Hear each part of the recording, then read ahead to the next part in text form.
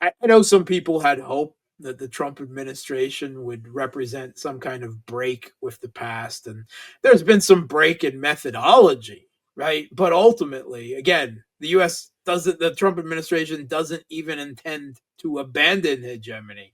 They just want to force the rest of the world to pay for it. So, as far as I'm concerned, battle lines are drawn. Now the Chinese are stepping up to the plate as well. Mark, you mentioned the case of Yemen. We know that in Yemen, Donald Trump has decided to go and fight them. They said this time is going to be different. We're not going to fight the way that the Biden administration was implementing, was doing. It's going to be something different. And we know that they tried everything against Yemen, short of nuclear bombs. And even bunker buster bombs they tried, they have failed. And CNN reported $1 billion they have used in a short period of time. And How? not just $1 billion, but $1 billion worth of missiles and air defense missiles that the U.S. is already short of both on and can't afford, right? Continuing to supply Ukraine, right? On one hand, a war with Iran on the other, continuing to play whack a mole in the desert against the Houthis. Oh, we're supposed to be preparing to solve this missile gap with China. US is militarily overstretched, right? And this senseless game of whack-a-mole against the Houthis, the missiles and the air defense missiles that are expended and have not stopped the Houthis from continuing to launch their own strikes, on Israeli allied shipping or on Israel itself.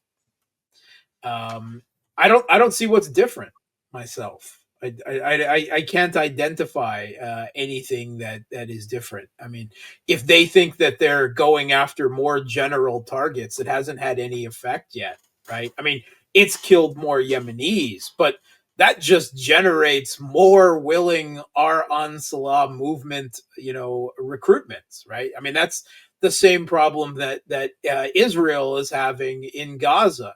Yes, they've been going after Hamas for over a year now, going on 2 years. And has that significantly reduced Hamas's numbers? No, because for every Israeli civilian they kill, or a Palestinian civilian they kill, they just generate two or three more Hamas members. Um, that's the same thing here.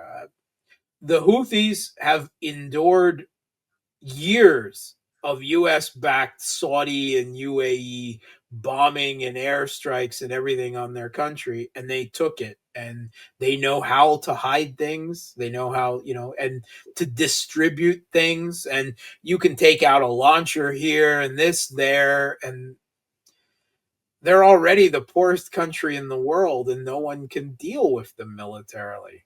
It's Mark, they this. were short. They were short of targets in Yemen. That's why Donald Trump should share a video that they were killing civilians. Yeah. And it's I, unbelievable. I don't know what they think. I have heard repeatedly they have launched this rumor has been leaking out of Washington that they're considering sending ground troops into Yemen. I I I imagine in the Kremlin they're just like, do it, do it. Beijing, right? Do it, right? Everyone's like, yeah. You need to get stuck in another Middle East quagmire like that, right? I can't believe.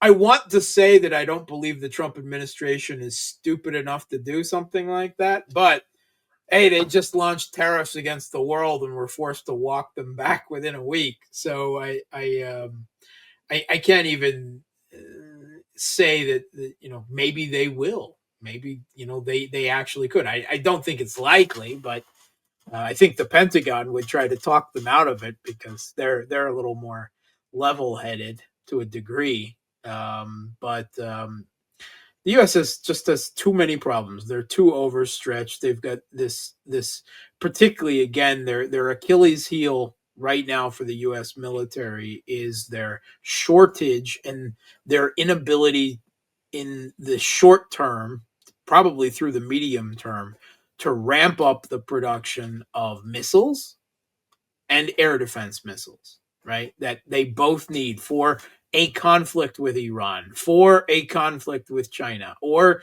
to continue escalating a conflict with Russia in Ukraine.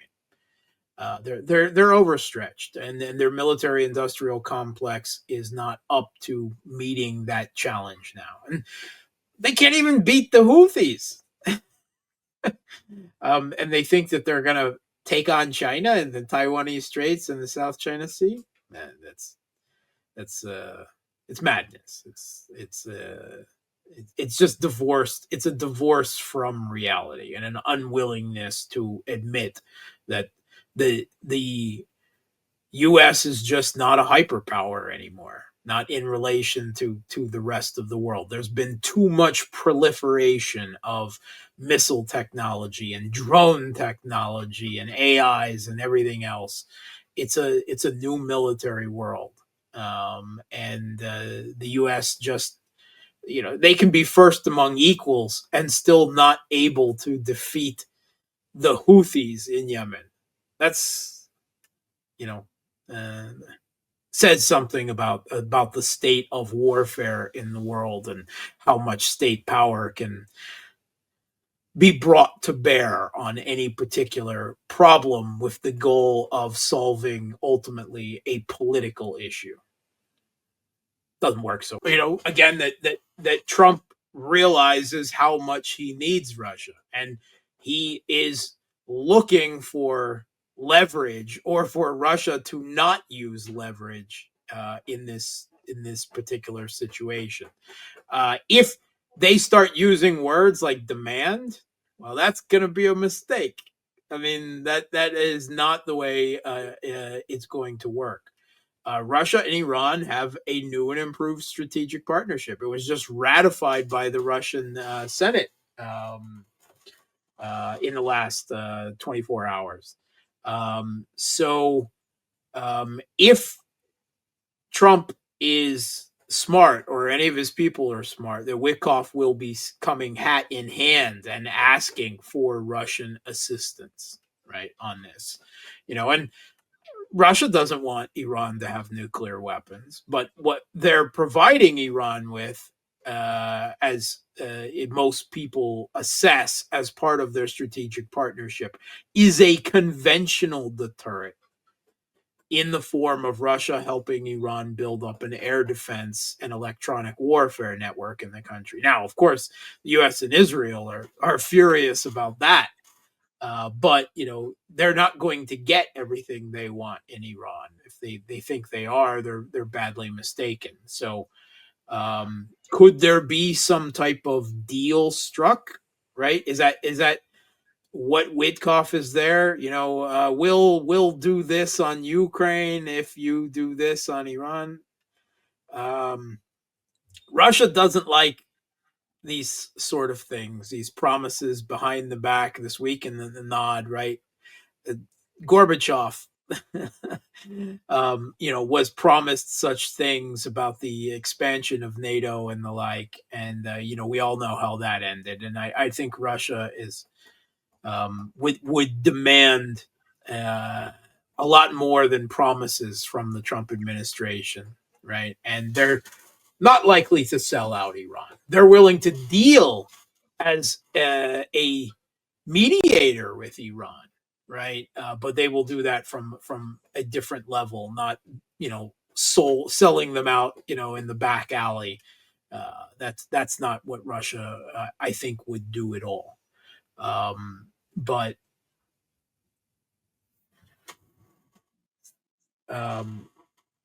what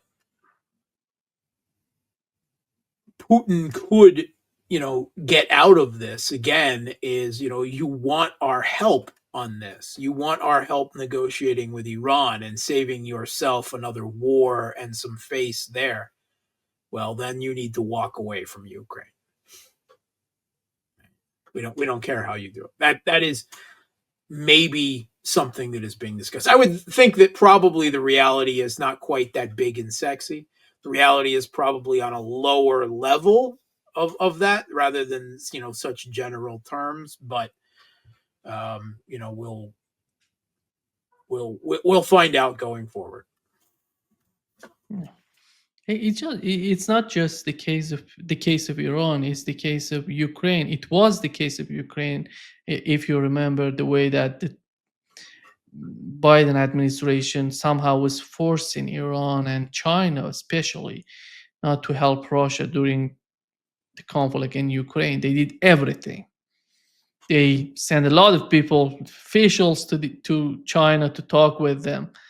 And but Mark, in my opinion, what's going on? The the main target is China. Is We know that what's going on in Ukraine, how important Ukraine is for Russia, and what's important for Iran, and what's going on with Iran in the Middle East. But when you see the links, all get to Beijing, all get to China and the competition. They want to weaken. They wanted to weaken Russia, which wasn't working. It didn't work. And right now, it seems that the Middle East. We know that how important Middle East is in terms of the security for Russia and China. How More I so for wonder. China. Yeah, exactly. China. That's why I'm talking about the main target is China. I would wonder how China sees this sort of position of the United States in the Middle East. Well, I mean, I think you're seeing where China is by their quid pro quo tit for tat tariff hikes right now up to 125% on U.S. goods. China is in a fighting mood, right? As I mean, when I say fighting, I don't know. Of course, that literally mean war, right? I don't think that's necessarily right on the cards, but they're not going to kowtow or deal with the Trump administration, right? In fact, I think they probably correctly believe that if they showed any weakness whatsoever, that Trump would just work to exploit and take advantage of that, or read it as weakness, rather than a willingness to negotiate, to find zero sum options, and positive for everyone, that sort of thing that the Chinese love talking about. But the real question is, of course, can you separate Russia and China, or Russia and China and Iran now, right? I mean, again, it all goes back to this clip of Joe Biden in the 90s, then as on the Senate Foreign Relations Committee, this video that's out. Probably most of the people out there watching this have already seen this, where Joe Biden was laughing about pushing then NATO expansion down Russia's throat, and that the Russians had came to him and said, "Well, if you keep doing this, we're going to have to turn to China." And he thought that was funny. And he's like, "You turn to China, right? Like, are you serious? Right? What are you going to turn to Iran next?" Right? We're the only game in town. You've got no one else to go to. You're just going to have to take it. He thought that was funny, right? Where are we today? Right? Is Russia and China and Iran have been pushed together by the United States, and they keep looking for space. They keep looking for a gap, something to wedge into and exploit between Russia and China and Iran. And in the last 3 years of the conflict in Ukraine, they haven't found it. And they've been looking really hard for it, right? The Biden administration's focus was on Russia, right? They wanted to finish Russia off and move on to China and ignore the Middle East, but that's that. Instead, they ended up getting stuck on Russia in Ukraine and losing that. but they couldn't get China to stop trading with Russia. They couldn't get Russia and Iran were doing active have been doing active military exchange and cooperation now strengthening, as well as vastly improving economic relations with the North South corridor and as well. So it's not a question of it's all about China, because at this point, it's not just China. It's Russia, China, and Iran, and potentially some others as well, and looking to try to find the light of day in between the three of them, and they're having a hard problem. And there's, I think, maybe at some level realizing the geopolitical catastrophe that they have produced by pushing these three countries together, rather than using a divide and conquer that Nixon and Kissinger did with exploiting the Sino-Soviet split. They tried to take on all three at the same time out of arrogance, right? Out of belief that they didn't have to compromise with any one of them. And it's led them to this situation, right? And they want to go after Iran, they've got to deal with Russia, and they've got to consider China.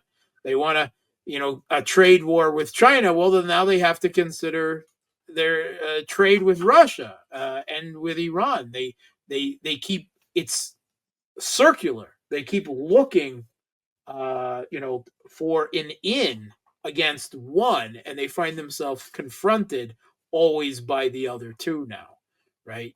Even without some type of formal alliance, military alliance between the three, that may not even be necessary, because they just, to such a high degree, their foreign policy and their national interests have reached a point of convergence. And it's really a question for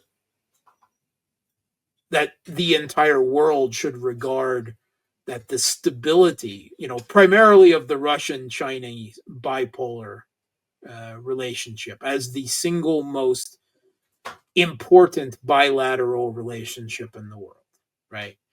Uh, the foundation of a multipolar world is the Russian Chinese partnership. And the first extension of that is the Russian Chinese Iranian partnership. And a multipolar world will rise or sink on the stability of, first the Russian Chinese relationship, and then the triad, the tripole relationship of Russia, China, Iran, and then eventually, maybe other countries can be added into that. But for instance, China directly spoke to India over the last few days and said, "You need to, you should side with us against Trump's trade war." And the Indians are like, crickets chirping. We're gonna cut a deal behind closed doors with the U.S. and we think we'll have a deal with the autumn. But good luck with that. Good luck with that, right? So India is not at a place yet where they are willing to break with the West and contribute to the stability of that multiple. Maybe someday they will be, but they're not there now. That's for sure. They're still trying to have it good both ways, and they can't. Um, Brazil is too far afield geopolitically, too concerned with domestic matters. It seems to me Lula's options are tied. He doesn't want to become the object of U.S. wrath. So Brazil is mostly staying quiet. But every once in a while, they get demands from the U.S. like to provide artillery shells to Ukraine, and Lula throws him the finger when he can, what he can do, and the like. Brazil, of course, is not in the same position as Russia or China, so they have to be more careful. But there is potential, and we're looking forward to a moment on May 9th which is Victory Day, and it is the 80th anniversary of the defeat of Nazi Germany and its European fascist allies. And uh, Xi Jinping is going to be there, right? The Chinese leader. And there are reports, again, that Modi and Lula will be there as well. That is a significant show of strength by Russia and of the multipolar world standing together. Uh, I can't imagine. I think the Western press will probably mostly just try to ignore that whole thing and not mention it. For Not talk. sure. They don't even like to mention BRICS, right? They just try not to talk about it. I think as well, but that is going to be a moment, and it's coming. You know, in it will be in the midst of what I'm sure will be an ongoing trade war going on, and Trump will be increasingly getting desperate, not getting what he wants from Russia on Ukraine, and it will just be a show of unity, right? And I think of a proper remembrance of history as well. Of course, that's in there as well. But I think that will be an important event. I think that will be, as far as such symbolic events will go, it will be an important one, and it will show that there is a degree of unity between the BRICS members, right?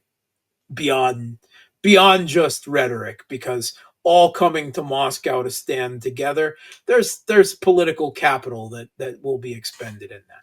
And I don't think that Donald Trump wants, in the case of Ukraine, he wants to get out. In I don't see, as you mentioned, I don't see they want a war with Iran because they Yeah. have this administration had the same experience that the Biden administration had with the case of Yemen. They know what would be the disaster. This is just China just needs doesn't need to do anything. Just sitting and Yeah. watching the United States melting down. Putin was just asked a question about his position on this tariff war between the global tariffs, but in particular, the tariff war developing between the U.S. and China, and he related a proverb of uh, the monkeys looking down out of the tree and seeing two tigers fighting. And the one monkey says, "Well, what should we do?" And the wise monkey says, "We should sit back and do nothing, and let your enemies self destruct."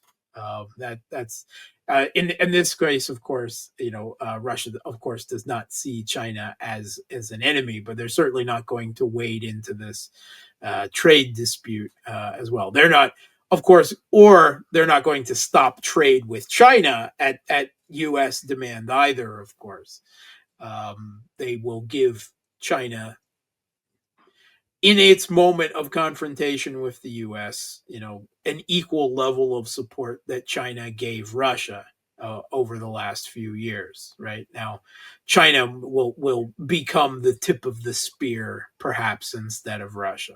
But this is all factored on Trump, though, finding a way out of the Ukraine mess. And I'm not so sure that he will be able to find and maneuver his way out of that mess, because he's still the US president. And the minute he became president, he owned that war against Russia, right? And he doesn't want to continue it, but he also doesn't want to lose.